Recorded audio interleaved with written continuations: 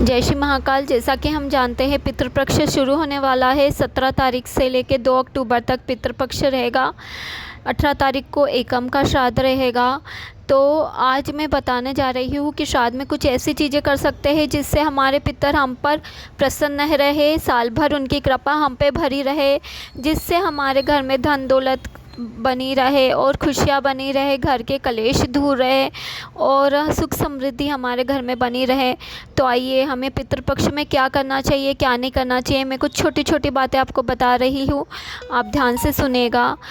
16 दिन हो सके तो आप पितरों को जल से तर्पण दें। उसके अलावा दूसरी चीज़ हम ये कर सकते हैं कि हम अपने पितरों के निमित्त रोज़ 4 रोटियां निकालें। जिस दिन श्राद्ध नहीं है उस दिन भी हम 4 रोटी तो निकाले ही सही, रोज़ 1 रोटी बनाते हैं, ऐसे श्राद्ध में हमें 4 रोटियां बनानी चाहिए, 4 या फिर 2 बनाएं। और इसके अलावा जब भी हमारे घर में किसी का श्राद्ध है, अगर हम ब्राह्मण को भोजन के लिए बुला रहे हैं तो ब्राह्मण को दक्षिण दिशा की ओर मुख कर कर बैठाए और उनकी बाजू में काले तिल व डाब छिड़के उन्हें हो सके तो पत्तल में ही भोजन करवाएं। और अमावस्या के दिन जब हम ब्राह्मण को भोजन बुलाएं तो हमें पक्का भोजन बनाना है, दाल रोटी नहीं बनानी है। इसके अलावा रोज़ 16 दिन हो सके तो दूब दे घर में उस पितरों के निमित्त।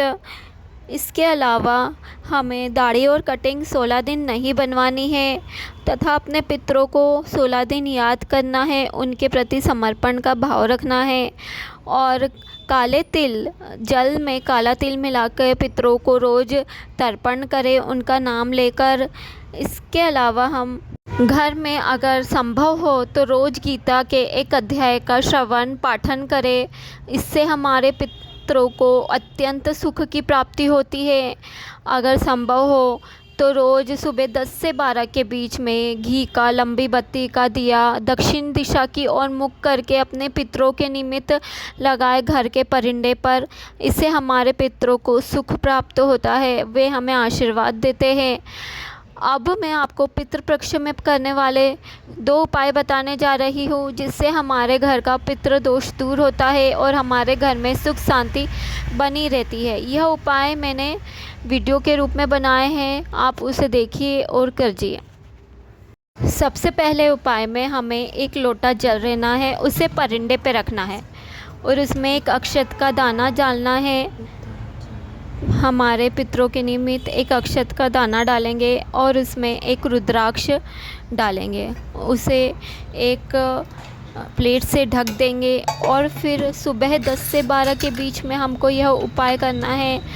और फिर एक घी का लंबी बत्ती का दिया जलाएंगे।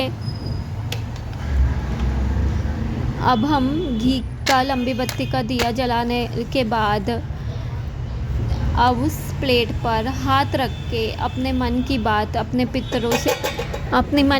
पितरों से कहेंगे कि हे पितर देवता, हमारी नौकरी अच्छी नहीं चल रही, व्यापार अच्छा नहीं चल रहा है, घर में कलह बहुत है, जो भी आप कहना चाहो कह सकते हो। फिर दूसरे दिन, अब एक दिन उसको पूरे रात भर ऐसा ही रखना है।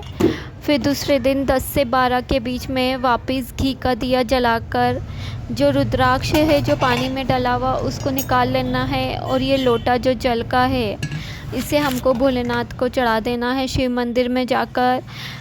और पहले घी का दिया लगाना है 10 से 12 के बीच में, उसके बाद ये लोटा शिव जी को जाकर जल चढ़ाना है। अब दूसरा उपाय करते हैं। दूसरे उपाय के अनुसार हमें एक कटोरी में थोड़े से चावल के दाने लेना है, थोड़े से चावल लेना है, उसमें 2 बेलपत्र रखना है और थोड़ी सी दूबा रखनी है। ये देखिए, मैं वीडियो में बता रही हूँ कि 2 बेलपत्र और थोड़ी सी दूब रखकर इस कटोरी को हमको 3-4 दिन तक परिंदे पे रखे रहने देना है। और 3-4 दिन के बाद हमें इस कटोरी का जो चावल है वो पक्षियों को डाल देना है, बेलपत्र भोलेनाथ को, दुर्बा भी भोलेनाथ को चढ़ा देनी है और एक लोटा जल चढ़ा के भोलेनाथ से प्रार्थना करें कि हे भोलेनाथ, इस जल से हमारे पितर तृप्त हो जाए और हमारे घर में सुख समृद्धि बने रहे।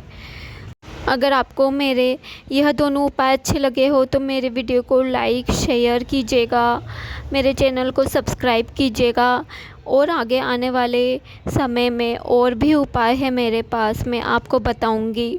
धन्यवाद दोस्तों।